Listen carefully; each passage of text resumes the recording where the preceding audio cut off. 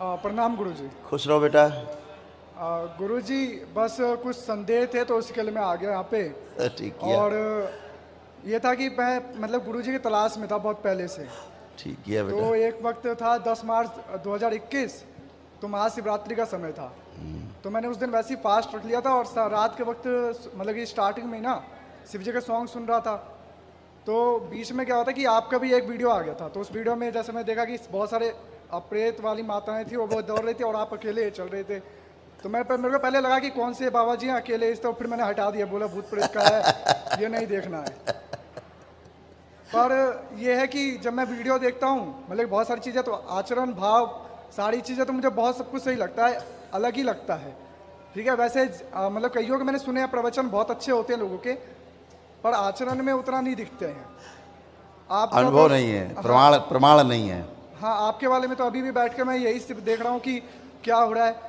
पर यह है कि कुछ ज़्यादा ही वो मेरे को वो वीडियो मेरे को बड़ी विचलित कर देती है। जैसे परशुराम भगवान आ गए या फिर अभी आए थे परशुराम, अभी आए थे पर तो ये अभी आए थे तो उस बच्चे का श्राप उन्होंने अपने में हजम कर लिया। अभी तो आए थे, तभी तो खड़ा होकर ठीक हुआ। बच्चा जो MSc करके पढ़ाता है, टीचिंग करता है, तो तड़प रहा था जिसको हम पिछले जन्म में ले गए।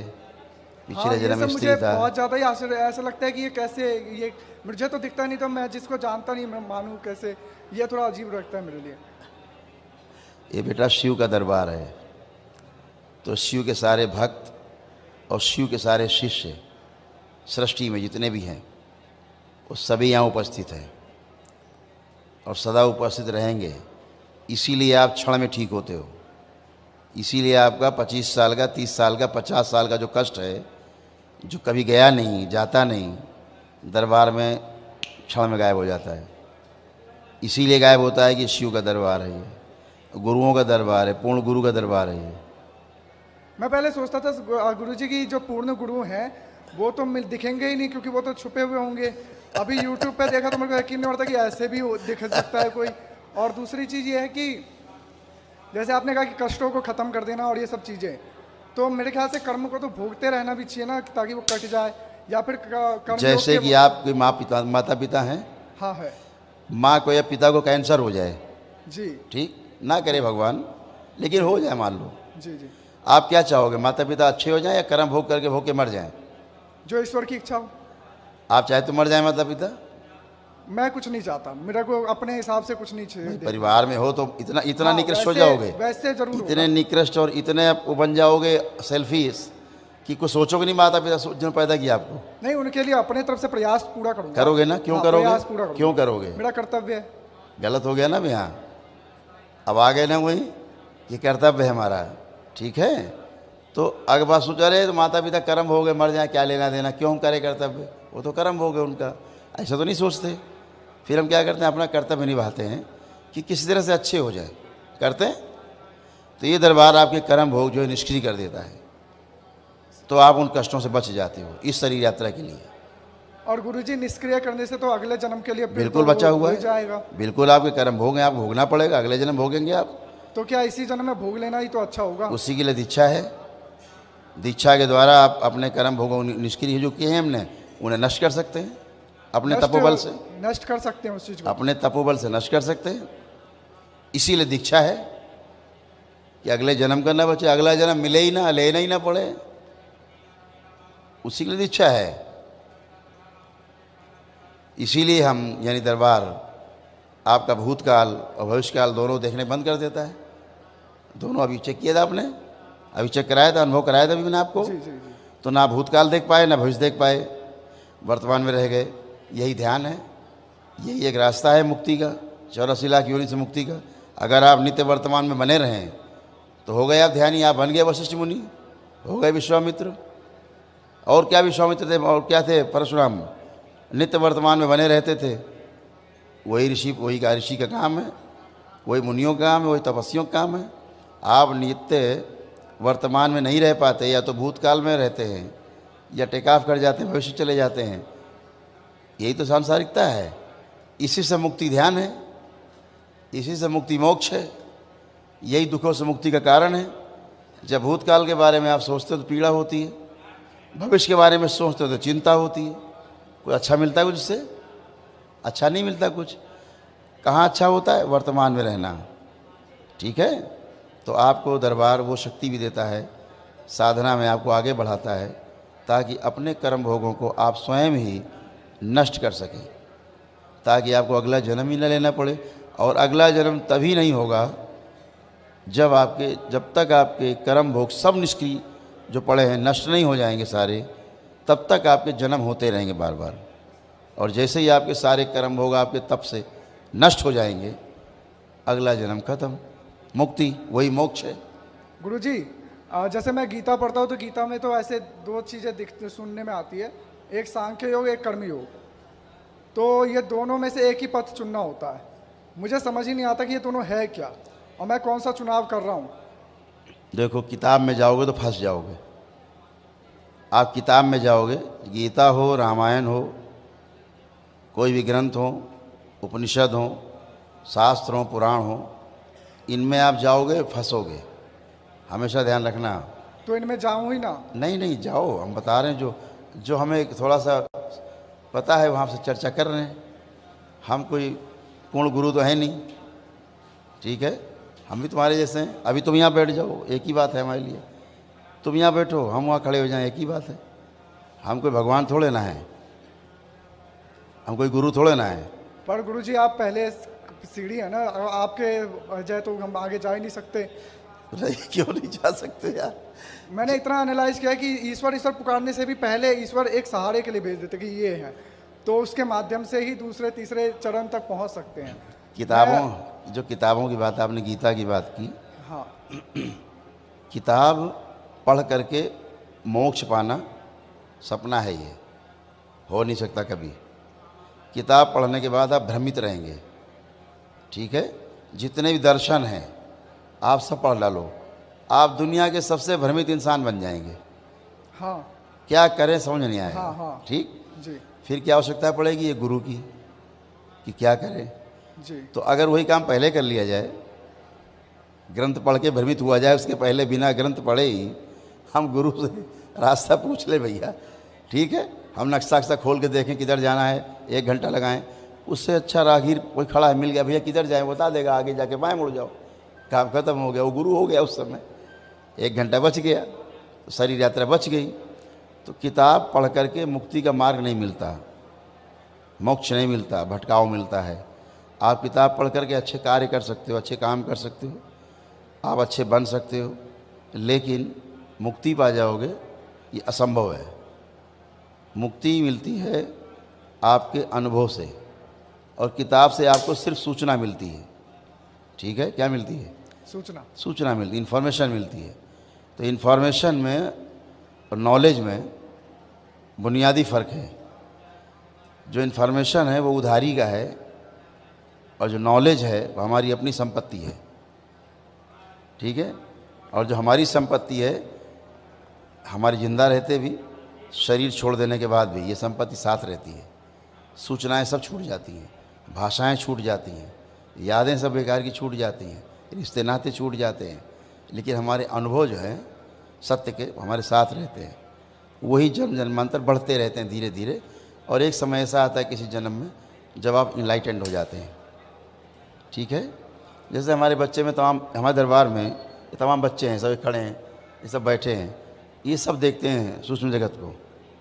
ये सारे बच्चे सूक्ष्म जगत को देखते हैं, इत्मीनान से देखते हैं, खूब जैसे है वैसा दिखता है, ये सब देख लेते हैं, सब देखते हैं। कैसे देख पाते? कोई तपस्या साधना नहीं कर ली लोगों ने, इसके लिए कोई ने तपस्या नहीं की है, कोई साधना नहीं की है। ये सब पीड़ित बच्चे थे, एक टाइम में पीड़ा में आए थे, भरे हुए भयानक पीड़ा में। आज सब अच्छे हैं, इनके परिवार अच्छे हैं, अब स्वेच्छा से सेवा करते हैं। ये कोई दरबार से कोई पैसा नहीं लेते कि हमें रुपया मिलता हो, उनको कोई पैसा मिलता हो, चाहे देते तो लेते नहीं, सेवा में है, अपने मस्ती में है सारे बच्चे। इनके परिवार भी मस्त हैं कि हमारे बच्चे सेवा में हैं। लेकिन दरबार और पूरे सृष्टि को, पूरे ब्रह्मांड को, ब्रह्मांडों के आगे पार ब्रह्मांड है, वो सब देखते हैं बच्चे, ठीक है। लेकिन जब अभी तो ये उधार का है, अभी तो मान लीजिए हमने दे दी अपनी शक्ति, तो देख रहे हैं, ये मान लीजिए दरबार ने शक्ति दे दी, देख रहे हैं, ठीक है। अभी दरबार एक क्षण में कह देगा वापस तो इनको दिखना तुरंत बंद हो जाता है। खड़े हैं, पूछ लो सबसे, एक क्षण में इन सबको दिखना बंद हो जाता है। ऐसा होता नहीं? बता दो भाई बच्चे को, एक क्षण में देखना बंद कर देंगे, फिर नहीं देख सकते कुछ। ये कितना प्रयास कर ले और फिर एक क्षण में देखो तो सब देखने लगते हैं। तो ये शक्ति गुरुओं की, पूर्ण गुरु कर सकता है ऐसा। बाबा, यहाँ बाबा दिखते हैं, इस आपको इस मर्त्यलोक में बात करते हैं बाबा बाबा, बाबा यहाँ है ही नहीं। बाबा क्या देखोगे, कौन देखेगा? इस धरती में ऐसा कोई व्यक्ति विद्यमान नहीं शरीर में जो बाबा को अपनी इच्छा से देख सके। जिसको वो चाहते हैं वही उनको देख सकता है। वो पूर्ण गुरु हैं, ठीक है। वो शरीर रूप में भी रहते हैं, हाड़ मांस के शरीर में रहते हैं, ठीक है। तो अनुभव की बात है। अब हम आपको बताएंगे, आपको कल्पना लगेगी, वो हमारा अनुभव है, ठीक है। तो अनुभव श्रेष्ठ है, तो आप अनुभव करते जाएंगे, वही आपकी पूंजी है, वही आपको मुक्ति दिलाएगी, वही आपको रास्ता दिखाएगी, वही आप पे विश्वास पैदा करेगी। जैसे सुबह से आप बैठे हैं, आप देख रहे हैं, आपको लग रहा है क्या चमत्कार जैसा हो रहा है, लग रहा है। धरती वैसे कहीं होता नहीं जो यहाँ दिखता है आपको होते हुए। कहीं देखा आपने होते हुए? नहीं। ऐसा होते हुए कहीं सुना आपने कभी? नहीं सुना। तो अब आपको चमत्कार जैसा लगता है, लेकिन दरबार कहता है कि इस सृष्टि में चमत्कार जैसी कोई वस्तु नहीं है और रहस्य नाम की कोई वस्तु नहीं है इस पूरे सृष्टि में। रहस्य, आप नियम को नहीं जानते हैं इसलिए आपको रहस्य लगता है। आपने कभी होते हुए नहीं देखा है, देख लेते हैं, चमत्कार लगता है। तो आप होते हुए नहीं देखे, इसका मतलब ये नहीं कि होता नहीं है, वो तो नियम है होने का। तो हर चीज़ का नियम है। ये जैसे आपके तमाम कष्ट रहते हैं शरीरों में, तड़प रहे हैं, सर्जरी के लिए जाना है, आप देखते हो चुटकी में काम खत्म हैं। 2700 साल पहले वो सर्जन थे सुश्रुत, वो दरबार में उपस्थित हैं। धन्वंतरी हैं जो भगवान माने जाते हैं आयुर्वेद के। अश्विनी कुमार है, ब्रह्मा के पुत्र हैं, सब मौजूद हैं यहाँ। इसीलिए क्षण में चिकित्सा हो जाती है, एक क्षण में, और आप स्वस्थ हो जाते हैं। तो ये चमत्कार नहीं है, इस सृष्टि का नियम है। आपका सूक्ष्म शरीर जो है वो रोगी होता है पहले, उस रोग के बीज आपके कारण शरीर में रहते हैं। अगर कारण शरीर के बीजों को निष्क्रिय कर दिया जाए तो सूक्ष्म शरीर से उसका प्रभाव खत्म हो जाता है। फिर सूक्ष्म शरीर को ठीक कर दिया जाए, रोगी है जो, उसका प्रभाव स्थूल में रहता है, उसका इम्पैक्ट आता है आपके स्थूल में। करो, अखंड ब्रह्मचर्य धारण करो पहले। अगर अखंड ब्रह्मचर्य धारण कर सकते हो तो कर सकते हो, कोई भी कर सकता है। करके तो देखो, उसकी शक्ति देखो क्या है। अखंड ब्रह्मचर्य की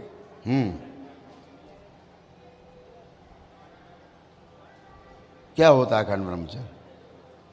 शरीर से, शरीर मन और आत्मा, मतलब कि मन वचन कर्म से, हाँ, तीनों से, आसक्तियों से दूर रहना। दूर नहीं रहना है, ब्रह्म के आचरण में रहना। दूर नहीं रहना। दूर कहाँ जा सकते हो, दूर जाने की जुगाड़ ही नहीं है। साथ में रह करके भी जी, मन से उस चीज में भाव ना रहना, साथ में रह करके भी निर्लेप रहना, ठीक है। तो आप भी कर सकते हो, इसमें क्या आपत्ति है? कोई भी कर सकता है, कोई भी इनलाइटेंड हो सकता है, कोई भी बुद्ध बन सकता है। सबकी संभावनाएं प्रत्येक व्यक्ति के साथ मौजूद हैं। कर्म तो करो। अगर आप रोजी रोजगार के लिए आगे बढ़ते हो तो आप उसमें आगे बढ़ जाते हो प्रयास करके। आप ऑफिसर बनना चाहते हो, प्रयास करके वही बन जाते हो। आपने प्रयास किया उसके लिए, आपने बुद्ध बनने का प्रयास नहीं किया है, इसलिए आप बुद्ध नहीं बन पाते। इतनी बात तो है। एक आदमी बुद्ध बनने का प्रयास करता है, बन जाता, हम कहते हैं कैसे हो गया? वो तो हो इसलिए कि प्रयास किया है। आप प्रयास नहीं करते, केवल बातें करोगे, केवल सोचते रहोगे कि हमें अधिकारी बनना है, सोचते रहो, बातें करते रहो, कुछ नहीं होगा। होगा कैसे? करने से, अनुभव करने से होगा, एक्सपीरियंस होगा। किताब इसलिए है, गीता, रामायण, पुराण इसलिए है, महाभारत। आप जो भी कार्य करते हैं वो माइल स्टोन की तरह है। आप बुक में जाके देख सकते हैं कि मैं जो कर रहा हूँ ये ठीक है या नहीं। इतने के लिए किताब है, पढ़ करके करने के लिए किताब नहीं है। भ्रमित हो जाओगे। एक किताब कुछ बोलेगी, दूसरी किताब कुछ बोलेगी। तो आप जो जी रहे हैं उसको आगे कैसे जी रहे हैं, जीते चले जा रहे हैं। तो हम सही जा रहे हैं कि नहीं जा रहे हैं, इसके लिए माइल स्टोन लगे हुए हैं सड़क किनारे। लेकिन माइल स्टोन पे पकड़ के बैठ गए। दिल्ली 360 किलोमीटर दूर, वो 360 रहेगी दूर, पकड़े रहो किताब। वो नहीं 1 किलोमीटर घटे बढ़ेगी नहीं। तो माइल स्टोन नहीं पकड़ना है, दिशा है। किताब दिशा देती है केवल, कि हमारे पूर्वजों ने किया, हमारे गुरुओं ने किया, उन्होंने पाया सत्य को, तो हम भी ऐसा कर सकते हैं। वो आपको केवल क्या करती, सपोर्ट करती है, एक विश्वास पैदा करती है ना। जैसे आप दिन भर यहाँ देख लो क्या होता है, आपके अंदर विश्वास जागता है। जितने नए बच्चे आते हैं, पढ़े लिखे बच्चे, हम उनको बहुत ध्यान देते हैं कि वो बच्चे बैठे और देखें, तो उनको विश्वास नहीं कराना चाहते, हम अनुभव कराना चाहते हैं कि वो देखें कि ये भी एक समस्या है बड़ी, कि डॉक्टर क्या करेगा इसमें। जैसे आपने तमाम समस्याएं देखी, इसमें डॉक्टर साहब क्या कर सकते हैं, कुछ नहीं कर सकते। ये ज़िंदगी भर बेचारे तड़पते रहेंगे, रोग दिन भर बने रहेंगे, 24 घंटे बने रहेंगे, मरते दम तक बने रहेंगे, चिकित्सा होती रहेगी, मर जाएंगे। समझ रहे हैं? जैसे परिवार एक अभी आया, ट्रेन से एक्सीडेंट हुआ, गिरे पूरा पर, सबको चोटें थी, सबको कष्ट थे। अभी वो कष्ट कहाँ चले गए? कोई दवा नहीं लगाई हमने, कोई इंजेक्शन नहीं लगाया, हमने छुआ भी नहीं उनको।